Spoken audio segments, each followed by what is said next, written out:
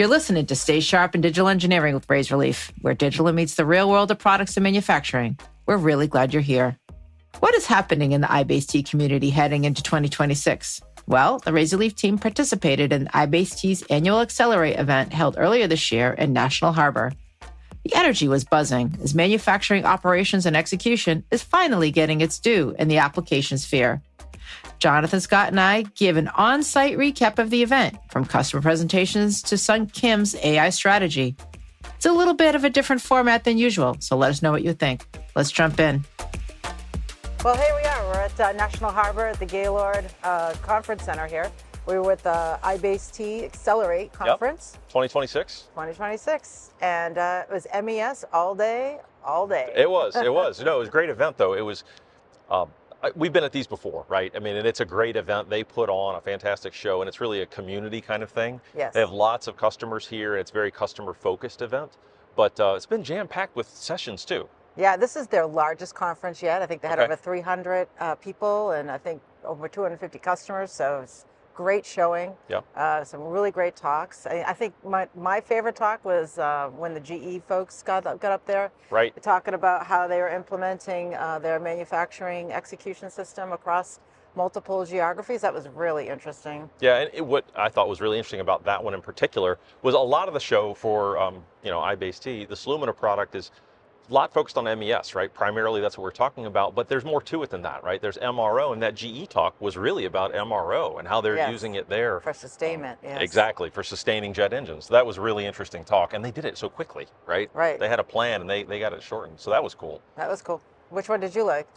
I'm trying to think. As we're getting ready for this, and I'm thinking about wrapping up the week, I really should have come up with what was my favorite talk. I will say I love all the tech sessions, right? I love it when we dig into where are they going, what are they up to, where are they going. The one that really stuck out to me was about AI, right? So Sun Kim, CTO, talked about how AI needs to work inside of enterprise applications. And I thought that was really interesting because his focus was about security, right? And he made this point, you don't want just any AI on top of your systems. You want to think about how AI is inside of the system because then the security model applies and you're not worried about your data getting out and going places it shouldn't go. Right. I thought that was really good. Sounded like a practical approach that they were trying to take with AI, but leverage the power of AI. Well, and really pragmatic, thinking about what a customer wants. Pragmatic was the phrase of the week. Absolutely. You're right. That came up a lot, right? People talking about pragmatic approaches to upgrades, to implementing. Yeah, and it makes sense. Right, yeah. So I spent most of my time in the exhibit area, or where the sponsors were, and they had their hands-on labs, which got some great attention. They were showing and demonstrating all different parts of the Solumina platform. So I was super bummed. I missed the one with Legos, right? They did something with process plans and work instructions and Legos, and I'm like, how in the world can I miss that? Did you miss the Shamrock Shakes? Because I did miss the Shamrock Shakes too. That was one thing. So kudos to Jen Evans, who put together a great event here, but she really tried to make it fun with St. Patrick's Day here falling on Tuesday. And some really great events they lined up for us. Well, and the theme was perfect, right? Yes. The theme was perfect for the customer event that night. It was, we had bagpipers at the beginning. We had, Irish, the fiddle and the accordion. It was great. It was a good event from that perspective too. Yeah, that's great. That's great.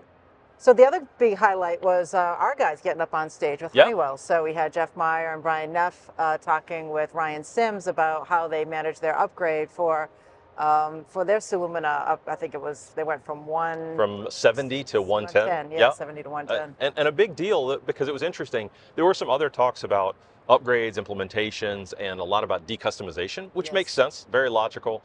But our guys, what we presented on, I think the focus that the customer was looking for was lack of disruption. So it was almost a different story, a different angle. Right. Because they said, yes, decustomization is where we want to get to eventually. And everybody knows it's kind of a good goal. But in this case, it wasn't the focus, right? It was, we kept our customizations to disrupt manufacturing and the shop floor as little as possible. As little as possible, right? And they achieved it, right? Yeah. Which was neat. I think that was interesting for people to hear, that you can have different objectives when you do these kinds of projects. Right. Well, I mean, everyone, when it comes to upgrades, they all kind of get a little panicky about, what's it going to do and how much is this going to slow us down, and, what are the hurdles, and is it really going to work, and we're going to have unplanned downtime. And none of that really happened in this situation. Well, they had that one surprise, but it was good. You felt like it was a real story when they're like, well, we had this power outage issue. But yeah, it felt like a lot of those stories were good from the perspective of being very real. Right. You know, this wasn't a lot of polished sales pitches and, you know, hey, let me tell you about my add-on, that kind of thing. Yes. Yeah. Yeah, you know, another thing that I thought was really interesting in conversations during the week was the different, I don't want to call it maturity levels. There's certainly that, right? There are people here who are starting on a journey. There are people here who are years into it, needing to upgrade. But there's this other thread about, you know, what are you trying to do to get away from paper? And for some people, that meant model-based. And there was a lot of model-based conversation, not everywhere. But those were the most interesting conversations. Of course, you know me.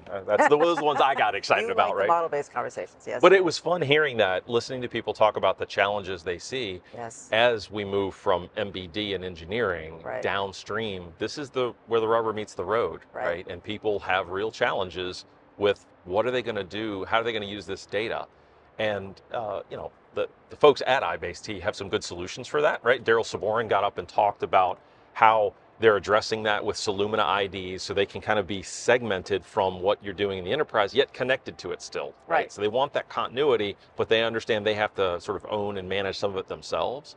I had a lot of good conversations with customers about how does that play out? How does that look for them? What are they going to do with that? Right. And at the booth, we got a lot of questions about what Clover was. So, I mean, there was a lot of discussions about integration this week, and people are trying to figure out how to do that move the data around the golden triangle between ERP, PLM, and MES. And so there was, you know, our people would come by and say, well, what is Clover? You know, can you tell us a little bit about that? So I think there's a lot of movement going on about data management and where to put data the right place, also to support AI. And so everyone knows that, you know, without the right foundation, AI is really not going to work that well. So I thought it was really interesting on that point about integration, how many people weren't really debating, but they were talking about the architecture, right? There was just a lot of, well, we do point to point. Here's how we're doing it today. This is what's going on with our integration.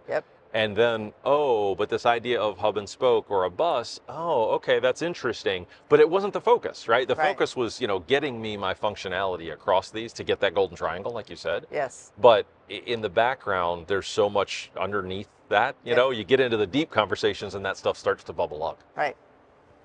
So what do you think were the main themes of the conference as far as, you know, what iBase-t wanted to be as, and, you know, if that's any different with the customers, and what was the main theme with the customers? Oh man, that's a tough one. I mean, really I felt like digital transformation was the theme. Like they're just trying to figure out how to get more off the paper and do it more automated, and then really making AI work to their advantage so they can manage data better. That's kind of what I was hearing in some of the folks that came by the booth. I think I heard similar things. People are thinking about that transformation and how to get away from paper. That reminds me of one of the technical things that came up that's really interesting. I heard a lot of good feedback. I did not personally get to go see it, but the Scan AI product that they've worked out. And I think they're previewing it to customers. I'm not sure how many are using it yet, but the idea is using the paper-based, or I guess digitized, but text-based work instructions, things that are PDF, Word, that sort of thing, getting that into model-based work instructions, right? Ingesting it into the records in their system. That's a huge obstacle for a lot of people, right? You can talk about being somewhere on the journey, but if your data's over here, it's tough. And it was a really interesting use case for AI to get there. I heard a lot of excitement about that. So I think another theme that I heard was really about sort of moving up that adoption curve, right? That there are a lot of customers, I heard it in conversations, and I certainly heard it in sessions, talking about how much of Solumina they're using and maybe how much Solumina they're not yet using, right? And how they're going to get stepwise there. That to me was a big theme for a lot of the discussions, even though it wasn't like targeted. I don't know.